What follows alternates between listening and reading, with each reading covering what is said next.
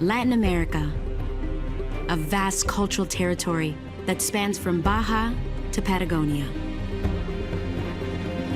covering 15% of the land on Earth. Home to cultures as rich and diverse as the landscape.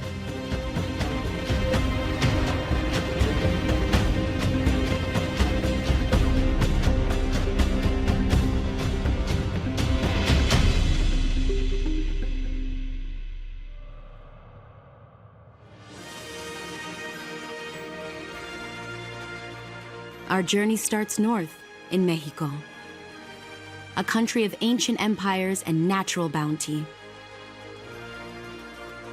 The first stop is the state of Baja California Sur,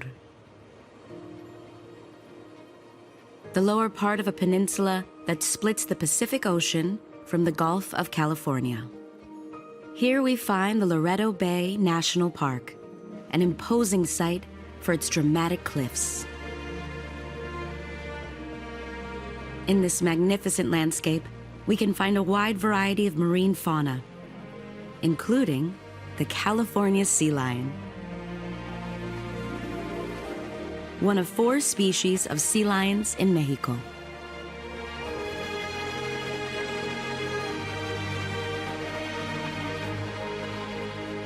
These waters are also home to the gracious bottlenose dolphin.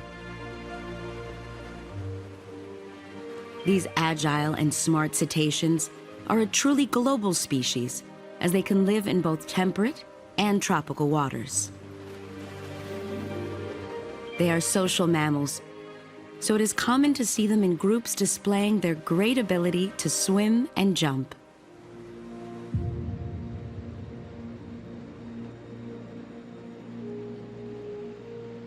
The Gulf, known in Mexico as the Sea of Cortés, was once described by oceanographer Jacques Cousteau as the world's aquarium. Its beauty and importance appear to be as clear as the waters found in the archipelago Espiritu Santo, which is a natural protected area declared a World Heritage Site by the United Nations.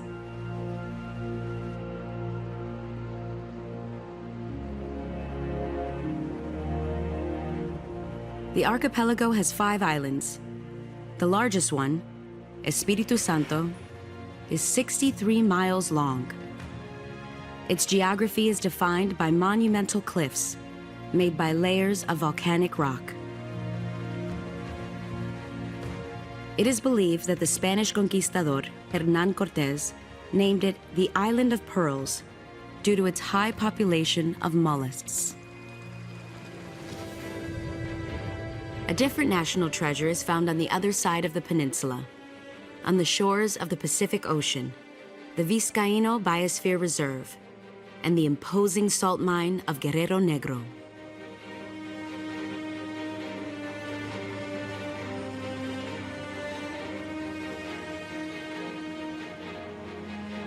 This mine is the largest producer of salt in the world, and is 3 times the size of the city of Paris.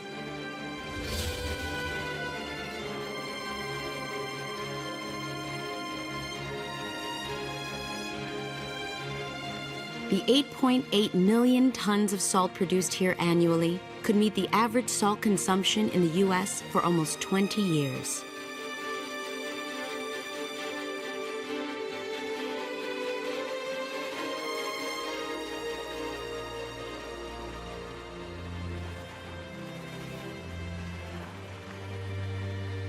Further south, at the tip of the peninsula, is Cabo San Lucas and its stunning rock formations.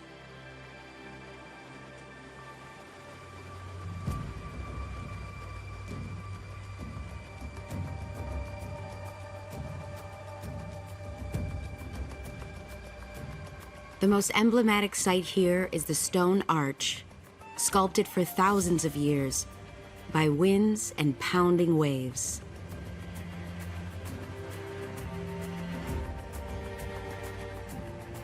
These beaches now attract tourists and are a secret refuge to celebrities fleeing Hollywood. But they were once a danger for vessels passing through because they sheltered pirates. The caves, carved by the sea, particularly in the Bay of Santa Maria, were a perfect hideout for buccaneers hoping to ambush Spanish galleons.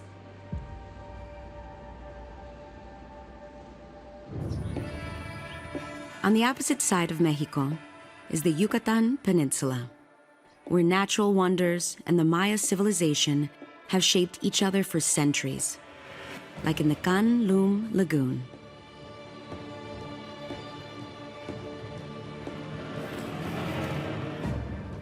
The intense blue spot in the middle is a steep cenote that descends 269 feet. The Maya believed it was a passage between two worlds.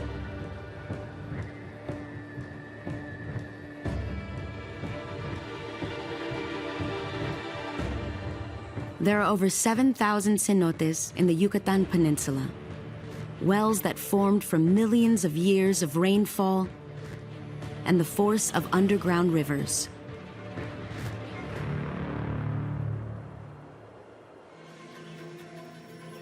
They play a central role in the region.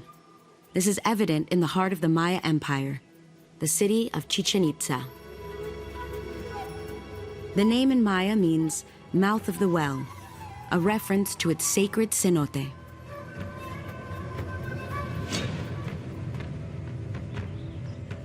According to ancient tales, this well of 196 feet in diameter was used for human sacrifices, including virgin women who would someday come back to life.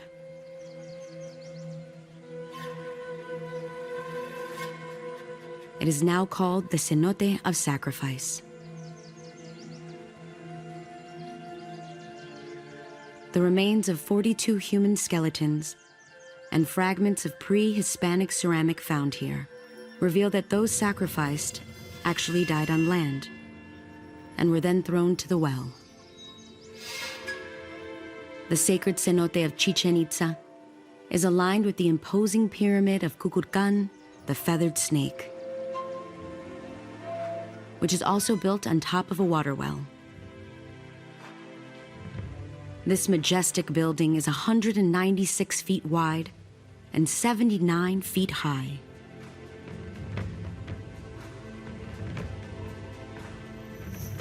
Each side of the pyramid has 91 steps to the top. When added together, the steps on all four sides and the top platform equal 365, one for each day of the year. Specialists point to this as evidence that the Maya calendar matches the Gregorian calendar we use today.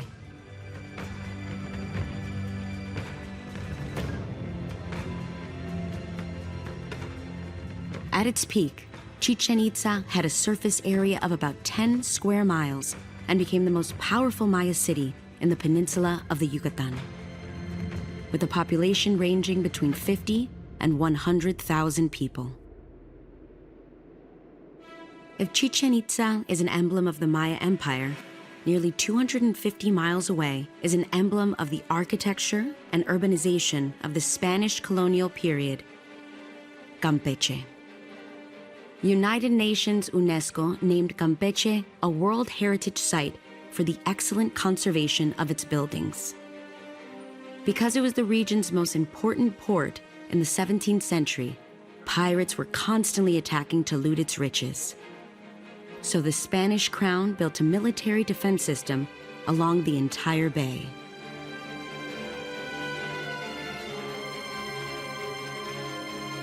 The hexagonal wall was built with 8 bastions and 4 doors. The forts of San Jose and San Miguel were added later on both sides of the city to reinforce its defenses.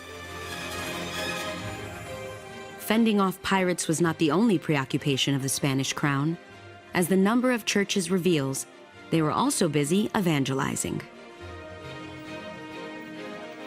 The Church of the San Roman neighborhood was built in honor of the martyred saint Roman.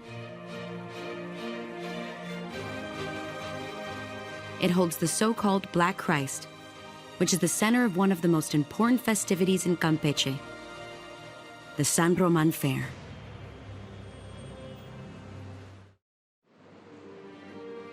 On the eastern side of the Yucatan Peninsula, Mexico, is Contoy Island, where the Ixtlache coral reef becomes visible.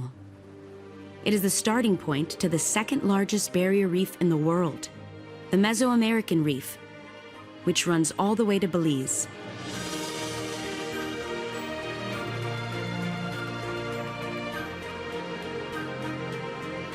The barrier often reaches the surface. This produces the peculiar phenomenon of waves breaking in the middle of the sea. Every year between May and October, the whale shark arrives to these waters.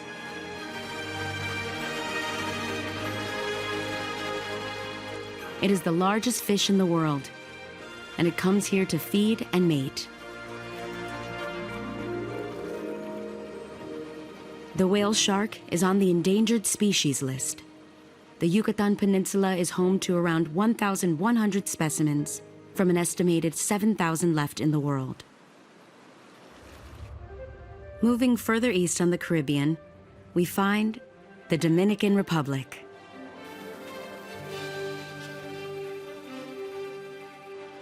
Santo Domingo, the capital, was the first city founded by the Spanish in the American continent, and it still stands proudly facing the sea. Here, the Spanish built a fort in 1502 to defend themselves from pirate attacks, just 10 years after Christopher Columbus set foot here for the first time. The street leading to the fortress was the first one built by the conquistadors. In colonial times, Spanish damas, or dames, would wear their best gowns and walk along this street, now called La Calle de las Damas.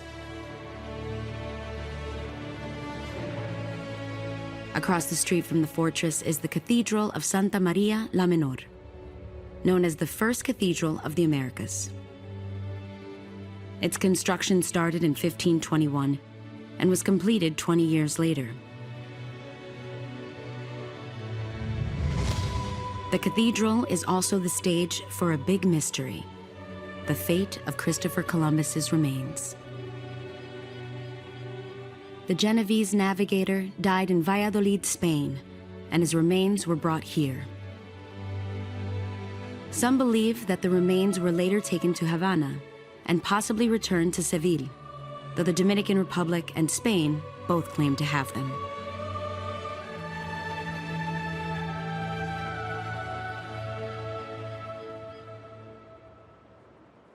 The weather can be as hot as some of these disputes, but after nightfall, the breeze offers a break for those looking to dance merengue.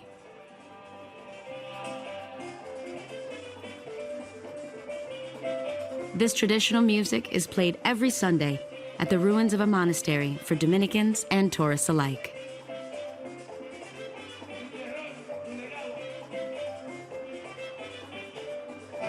The United Nations recognize merengue as oral and intangible heritage of the world because it reflects the diverse origins of Dominican culture. The guira, a large metal cylinder that is played with a type of comb, is Taíno. The drums are African, and the accordion was brought by the Spanish colonists.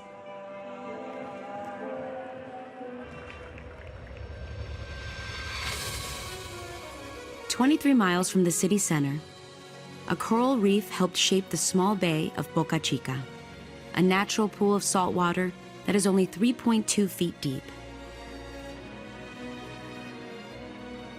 The coral reef serves as a barrier to the rough sea and makes this a calm beach, one that extends for almost a mile.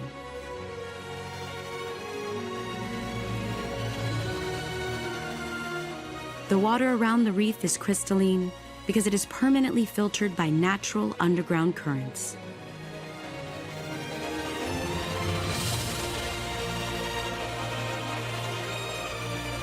The coral flora, along with mangroves and seagrass, attract a large variety of fish and shellfish.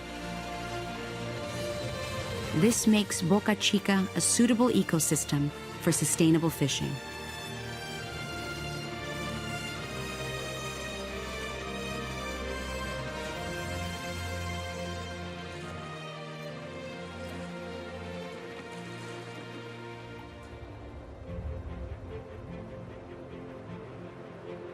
About an hour east by car, a different tradition is being preserved.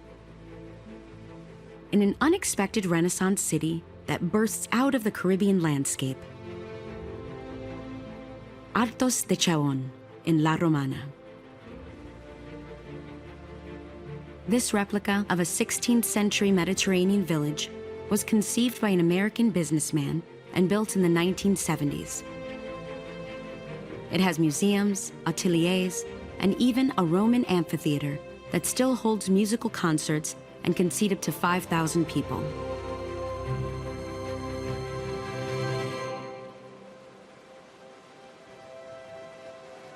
Meanwhile, on the northern side of the island, Mother Nature has a hidden gem of its own, the Samana Peninsula.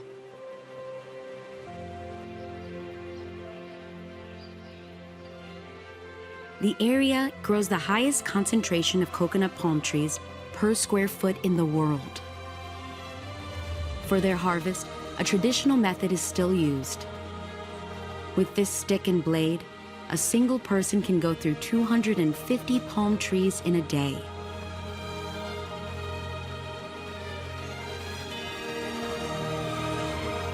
The coconut is part of the culture of this peninsula, inhabited by descendants of Taino, Spanish, French, and freed African American slaves. The Methodist Church of Santa Barbara de Samaná, the capital of the province, is testament to the African American presence in the region. This small wooden construction is known as La Chucha, a Spanish variation of the English word church. It was built by freed African American slaves who were offered farming lands here.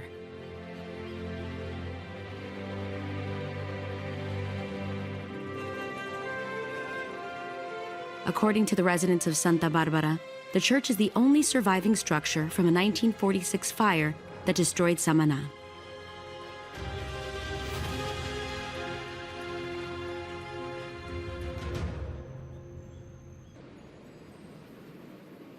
Across the Samaná Bay is Los Haitises National Park.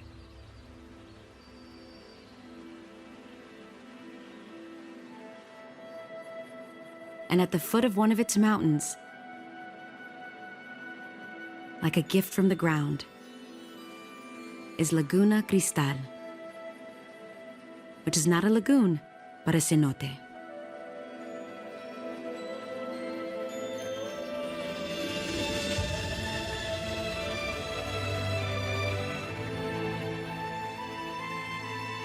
This 656-foot deep crater feeds off the underground water from the Mogotes, isolated rock elevations that can reach 131 feet in height.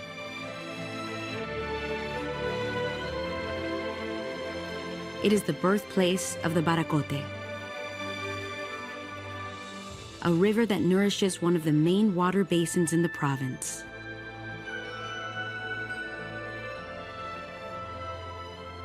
Mangroves grow along the banks of this long river, and locals take advantage of the wetlands to grow rice, one of the most suitable crops for the region.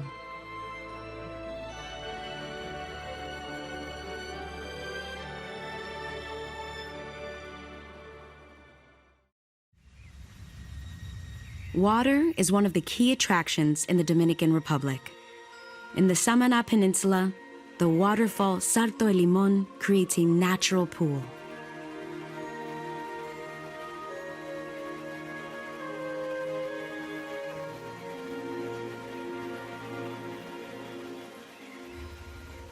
It was declared a natural monument in 1996 and is part of a protected area of over 6 square miles.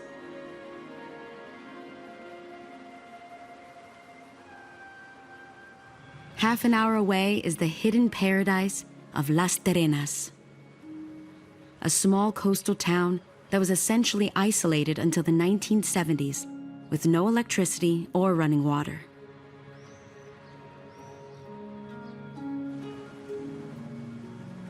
The town has 11 miles of coastline, mostly beaches, and the occasional mangroves and rocky areas.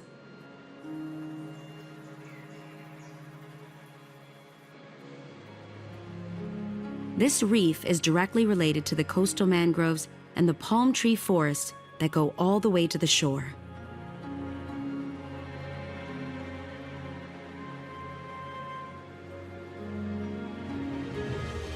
Further into the peninsula is Fronton Beach, where the cliffside turns into a huge marble outcrop. Athletes and aficionados alike climb this rock that overlooks the bay's crystalline waters with coral reefs and tropical fish.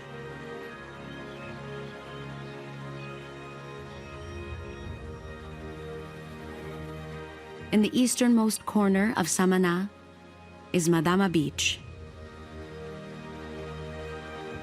In this rugged area, erosion from the sea created the cliff of La Hondonada, carving parts of the walls to form an incredible stone bridge. These natural constructions stand the test of time, but those made by humans did not have the same luck. La Isabela was the first Spanish settlement built in all the Americas.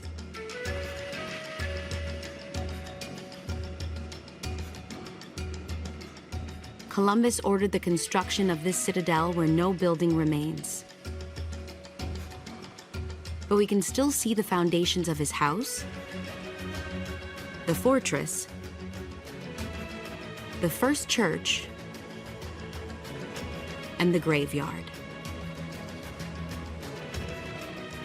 What still stands is a 500-year-old tree that could have seen Columbus himself, though the roots of Latin American culture go back much further in time.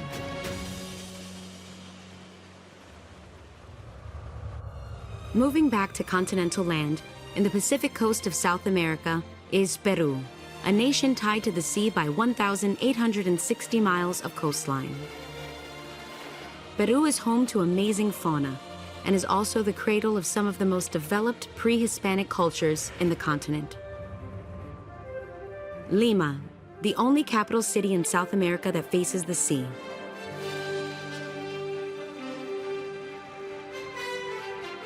A modern city that blends contemporary expressions with ancient cultures and the legacy of the Spanish occupation. On land, there are hundreds of colonial monuments and sacred pre-Columbian sites. At sea, the powerful waves attract surfers from all over the world.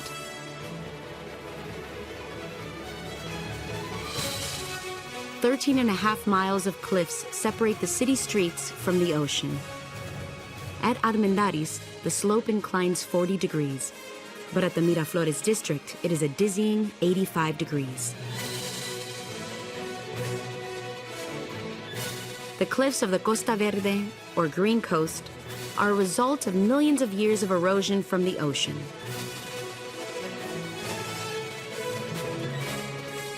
Lima has a long history of earthquakes and tsunamis.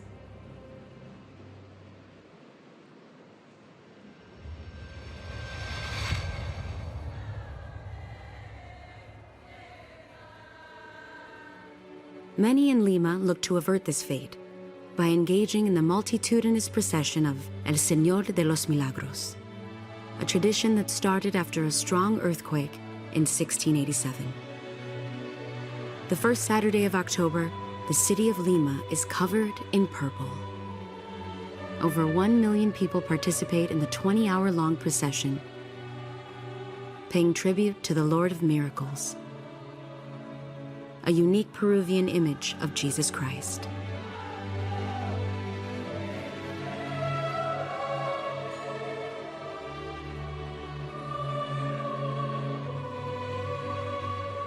The official story links this Christ to a 17th century painting by an Angolan slave.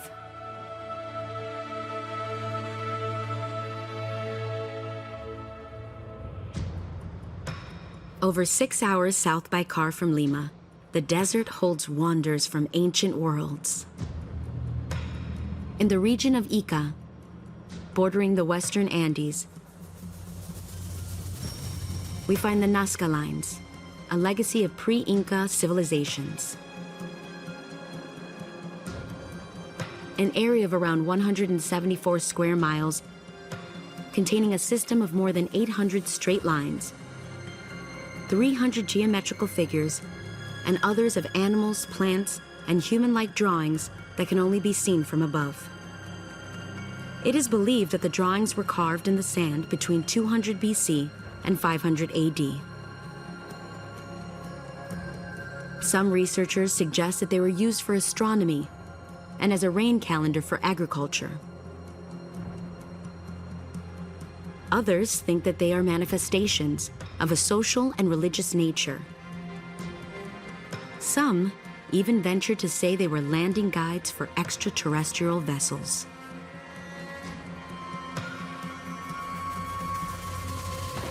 We can only confirm that this is a system of figures that range between 164 and 980 feet in length and reveal great engineering capabilities by those who built them.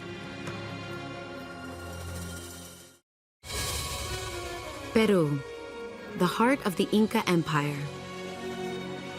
A civilization that covered over 1,500 miles in the South American Andes. From the 12th to the 16th centuries, Cusco in eastern Peru was their most important city. After the Spanish conquest, it became the epicenter of Christian evangelization in the Andean world. There are at least 20 churches, many of which were built on top of Inca palaces and temples. The main one is the Basílica Catedral de Cusco, in front of the Plaza de Armas.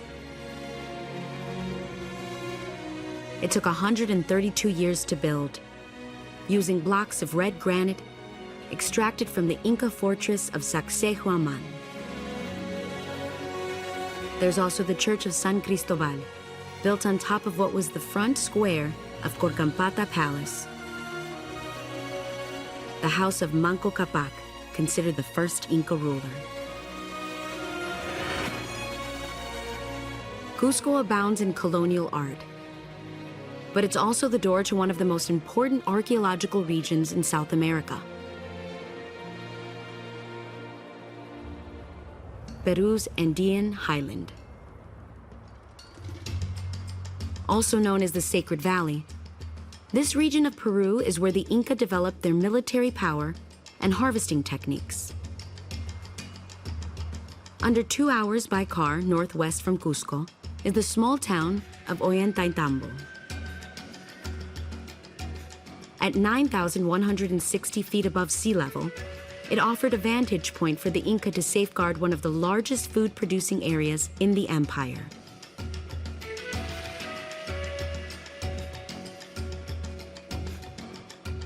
The town's military purpose is evident in its pink granite monoliths and the carved stone terraces. The ones leading to the Temple of the Sun were not used for agriculture, but to avoid erosion. In town, time seems to have stopped.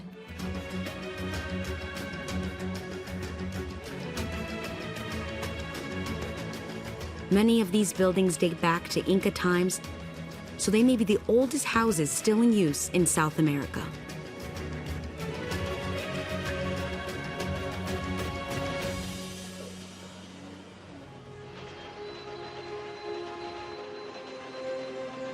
A railroad that starts in Cusco, passes through Ollantaytambo, and ends at the foothills of the legendary Machu Picchu.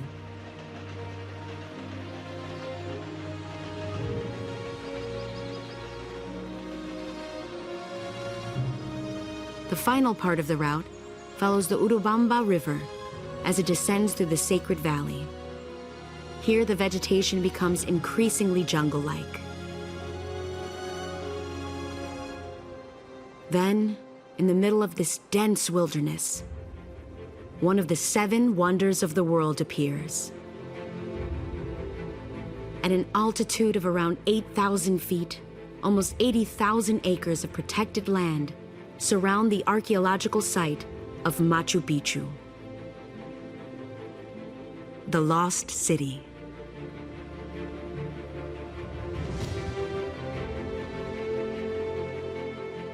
Built in the 15th century by the Inca government of Pachacutec.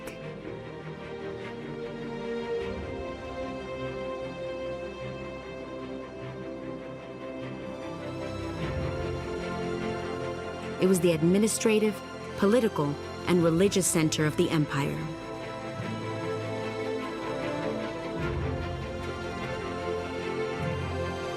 So why build this incredible citadel on top of a seemingly inaccessible mountain? One of the strongest theories suggests that the fault lines under Machu Picchu provided large, fractured rocks that could be used as construction material.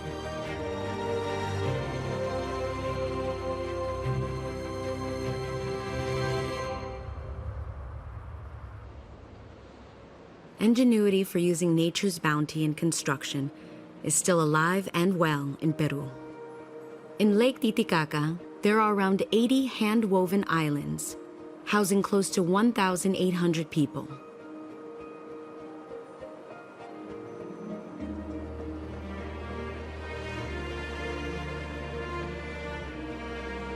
Using totora, a type of tool, this unique group of islands was built by the Uros, an ancient culture of water people, as they call themselves. They escaped from Inca rule and took refuge in Lake Titicaca, the world's highest navigable lake.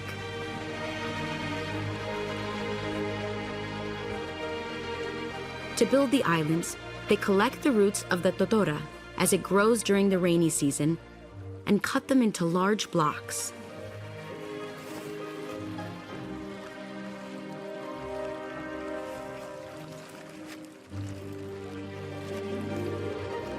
These blocks are then woven together to form an island, which can last over 20 years.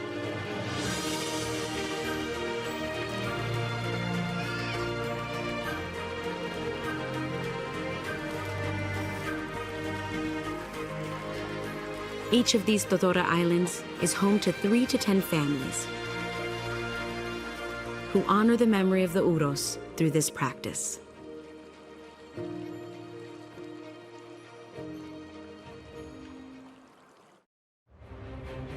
At the southernmost part of Latin America is Argentina, where a dry and arid desert dominates the northwestern landscape. In the province of Salta, which borders Bolivia to the north, begins a mountain road that trails the banks of the Colanzoli River.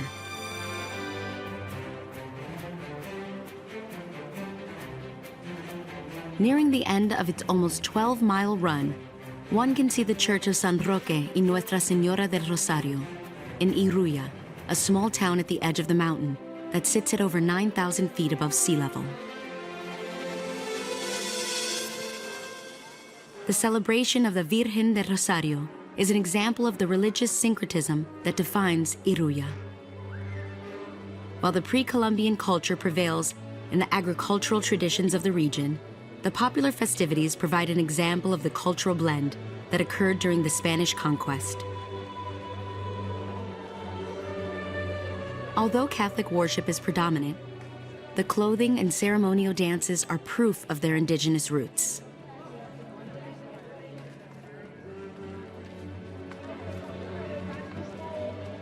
The celebration marks the beginning of the planting season, and the main celebration is the procession that takes place on the first Sunday of October.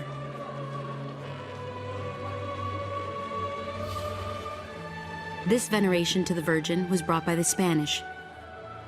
The indigenous populations worship Pachamama, or Mother Earth.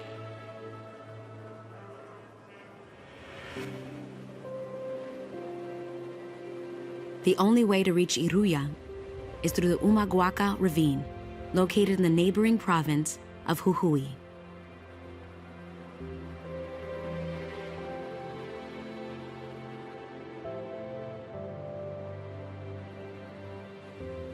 On both sides of the Rio Grande, the different types of clay display a colorful landscape on the mountain range.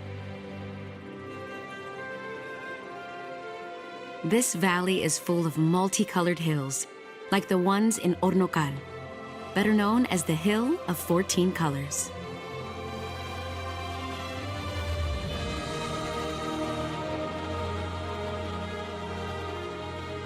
The mountain range dates back 75 million years, when the last dinosaurs lived. And its highest point sits at 15,600 feet above sea level.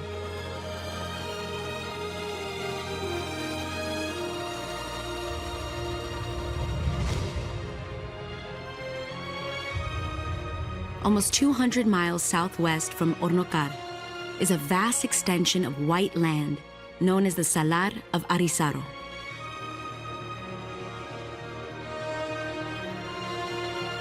This is the 6th largest salt flat in the world.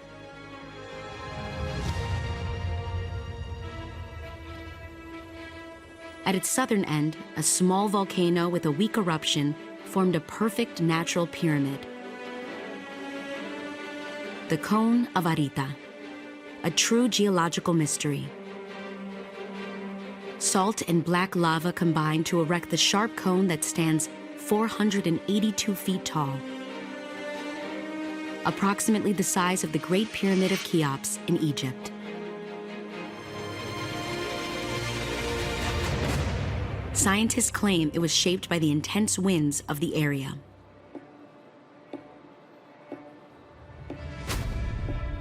Salt and wind are the two primary elements of this region of Argentina. About 2 hours by car, near the municipality of Tolar Grande, there are a series of seawater springs known as Ojos de Mar.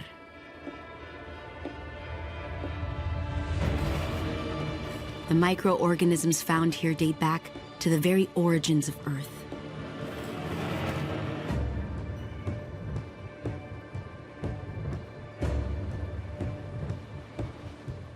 Like stromatolites that endure environments with extreme conditions, similar to what was Earth 3.5 billion years ago.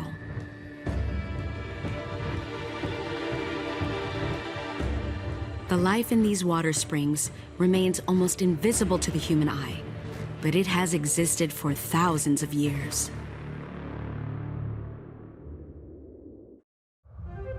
The Argentine Patagonia, at the southernmost end of Latin America, covers nearly 1/3 of the continental surface of Argentina, with luscious mountains and valleys.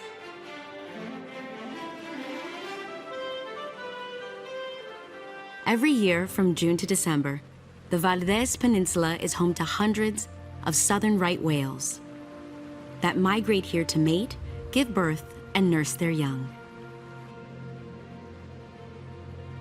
This natural reserve is located halfway between Buenos Aires and the Garibaldi Pass in Tierra del Fuego. The southern right whale can be distinguished by its lack of a dorsal fin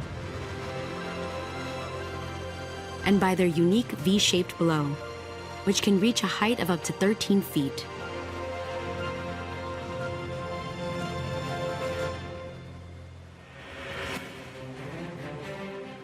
The whole region is bountiful. South of Valdez Peninsula, Punta Tombo has the largest continental colony of Magellanic penguins in the world.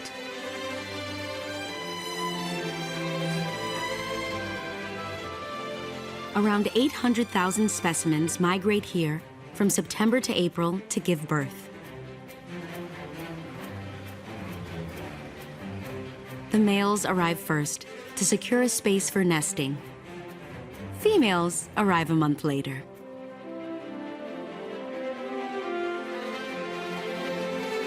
After giving birth, the penguins return to sea, where they remain for the other half of the year.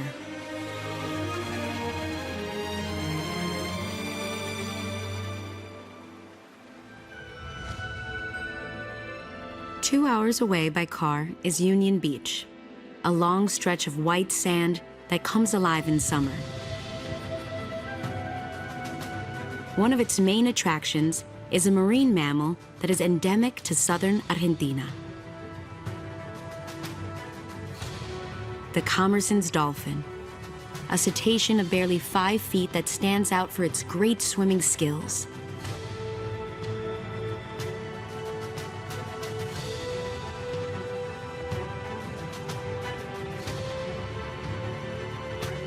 The Commerson's dolphin usually swims near the coast, in waters under 328 feet deep. It is a social being that seems comfortable around humans.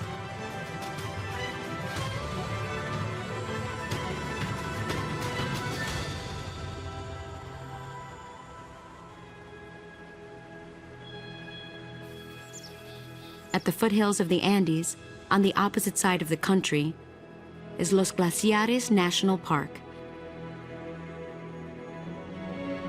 which hosts 1,000 square miles of desert covered by ice.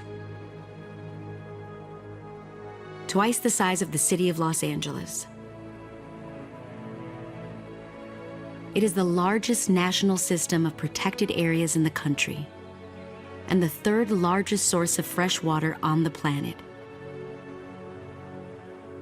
If global warming continues at the current trend, 60% of the ice in this park could be gone by the year 2100.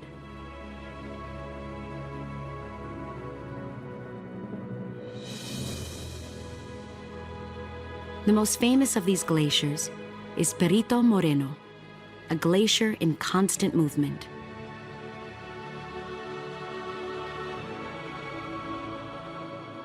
Every year, the 3.1 miles of its frontal wall grows 2,300 feet towards the peninsula, until the water pressure cracks the structure, creating spectacular ruptures.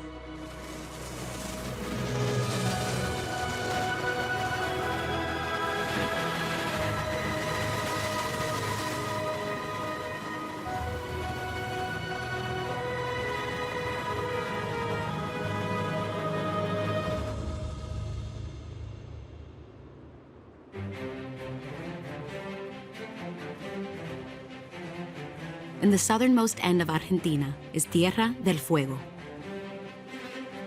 an island separated from the mainland by the Magellan Strait.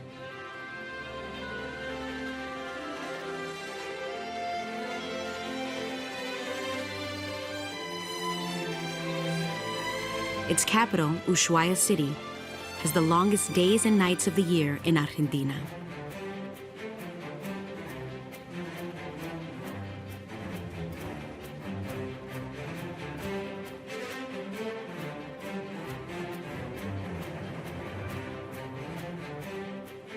This city of over 80,000 residents started growing when a penitentiary known as Prison at the End of the World opened in 1920.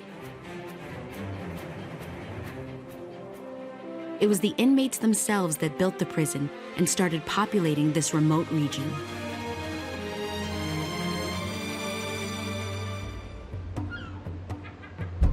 Our journey through the vast territory of Latin America and its natural wonders ends here.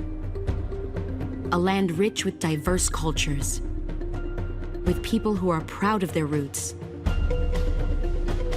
and look firmly towards the future.